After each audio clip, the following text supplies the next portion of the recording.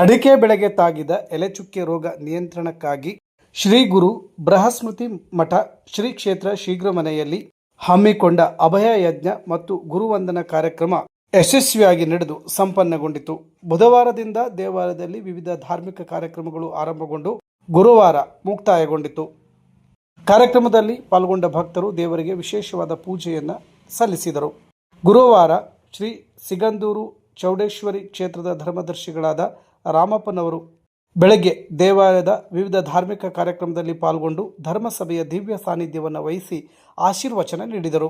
ಧರ್ಮಸಭೆಯಲ್ಲಿ ಗಣ್ಯರಾದ ವಸಂತ್ ನಾಯ್ಕ್, ದಿವಾಕರ್ ನಾಯ್ಕ್, ವಿ.ಎನ್. ನಾಯ್ಕ್, ಡಿ.ಕೆ. ನಾಯ್ಕ್, ಪ್ರಶಾಂತ್ ನಾಯ್ಕ್ ಮತ್ತಿತರರು ಪಾಲ್ಗೊಂಡಿದ್ದರು. ದೇವಾಲಯದ ಅಧ್ಯಕ್ಷ ಮಂಜುನಾಥ್ ನಾಯ್ಕ್ ಕಾರ್ಯಕ್ರಮದ ಅಧ್ಯಕ್ಷತೆ ವಹಿಸಿದ್ದರು. ಕಮಿಟಿ ಅಧ್ಯಕ್ಷ ರಾಮಕೃಷ್ಣ ನಾಯ್ಕ್ ವಂದನೆ ಗಣ್ಯರನ್ನು ಸ್ವಾಗತಿಸಿದರು.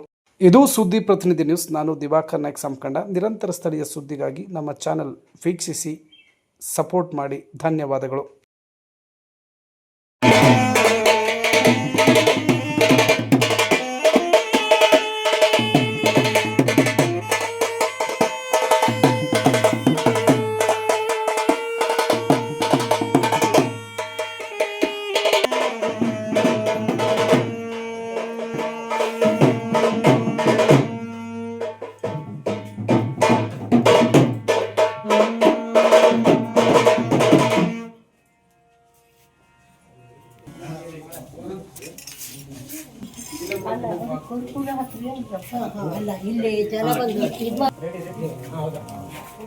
ಓಂ ಭಗವತೆ ನಮಃ.